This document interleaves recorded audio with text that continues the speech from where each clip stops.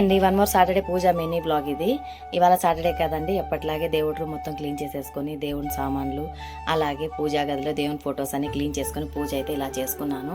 ఇవాళ ఈవినింగే చేశానండి పూజ. ఇవాళ దేవుడికి నైవేద్యంగా అయితే ఏం చేయలేదు, ఎందుకంటే చిన్నోడికి ఇవాళ జ్వరం వచ్చిందండి. సో వాడైతే స్కూల్కి వెళ్ళలేదు. వాడుంటే ఇంట్లో పని అయినట్లే కదా మనకి, ఇంకా పిల్లలు ఉంటే మనకి పనికి అడ్డం వస్తూనే ఉంటారు. ఇవాళ అయితే సాటర్డేనే చేశాను. ఇవాళ కొంచెం పూజ లేట్ అయిందండి. ఇవాళ నైవేద్యంగా ఏం చేయలేదు. ఇవాళ అట్టి పనులు అయితే పూజకి నైవేద్యంగా పెట్టేసుకొని సింపుల్గా పూజ అయితే ఇలా కంప్లీట్ చేసేసానండి. ఇవాళ మల్లెపూలు కూడా దొరికాయి టైంకి.